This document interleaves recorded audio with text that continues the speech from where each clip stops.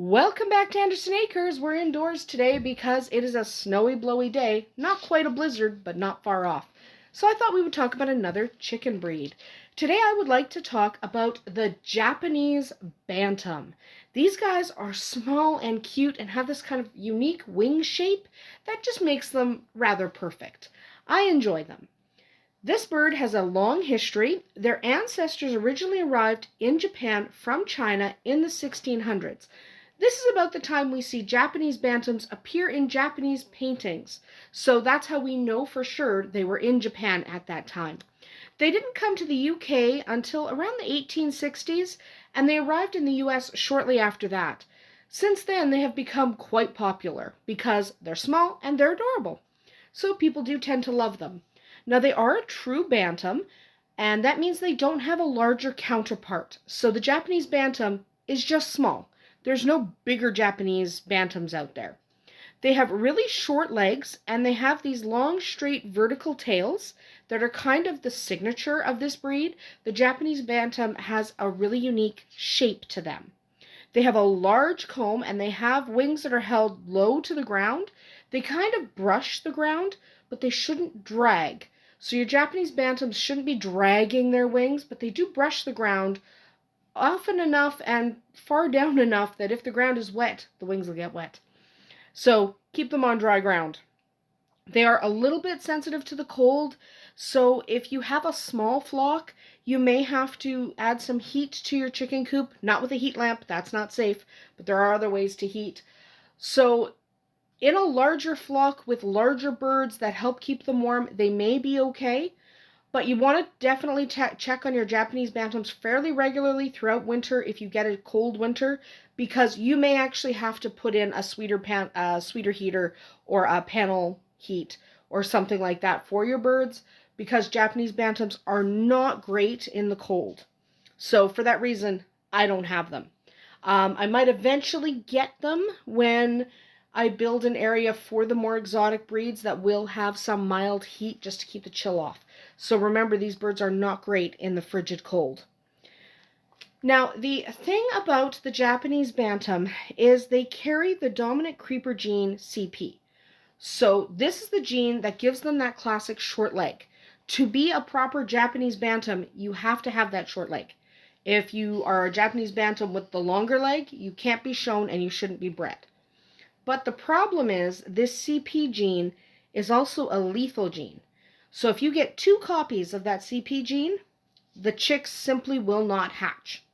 Okay, so you will, in general, if you're breeding Japanese Bantams, you'll have 25% of your eggs that develop will not hatch. That's perfectly normal. So Japanese Bantams have a lower hatch rate because of that. Very, very common. So if you're breeding Japanese Bantams, you're like, why the heck am I only getting 75% at most? Right? The very best you're going to get. That's because that's the best you are going to get. So just bear that in mind if you're going to breed them. It's also important to note that 50%, so 25% won't hatch at all.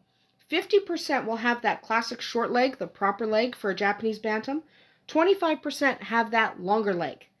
Okay, and that longer leg is not something you want to include in your breeding program because the longer leg is not showable. And a bird with the longer leg has 2 copies of what gives them longer legs. They don't carry the CP gene at all. That's why they have longer legs. So without that CP gene, they're not really a Japanese Bantam because they don't breed true to type. So if you are breeding Japanese Bantams, you will have about 25% of birds that you have to cull from your program. They still make good pets, and they're still pretty to have on your farm, so you can definitely keep them as basically lawn ornaments because they are really pretty. You just can't show them, and I wouldn't include them in a breeding group. Okay, so that's important. Breeding in general with this type, with this bird, is pretty tricky because you need this correct tail angle and the correct angle of the wings, and it's a more difficult bird to breed anyway. You add in that CP gene and it becomes even more tricky. So for that reason, I do not recommend this as a beginner bird because they're just a little more difficult to breed. It's not like taking some silkies, throwing them in a pen together and, oh, look, baby silkies. It's not that easy. So I would get Japanese Bantams only if you have some experience with birds in the past. Now, they are a little bit hard to keep clean because their wings do kind of brush the ground, so they can get wet and dirty. So they can be a little bit more difficult to keep clean. You definitely want to keep them dry. They do tend to fly. Okay, so if they don't have a top on their pen, you might see them, they all fly out. It just happens sometimes. That's just the way it is. They're also not a super hardy breed. So again, this goes back to I don't recommend them for beginners. They're a little bit flighty, so they tend to be a little more difficult to get close to. They're not a silky. Silkies are snuggly, and Japanese Bantams tend not to be. So I don't recommend them for beginning chicken keepers, despite the fact that they are quite gorgeous. Now, they are a breed that tends to go broody, and they do make good mothers. So if you do have them, you can let them hatch their own eggs if you don't want to use an incubator. And when it comes to judging these birds, the shape is more important than color. So they come in a wide variety of color. All right, you will see almost every bird color you can imagine. The Japanese Bantam comes in that color. So color's not super important in the Japanese Bantam world. It's more the shape of the bird itself. They should have that unique Japanese Bantam shape. You can kind of see in the pictures how they should look. For laying eggs, they don't lay a lot, to be honest. Each hen will lay about 160 eggs or less. So you might only get 80 eggs per year. They don't lay a lot.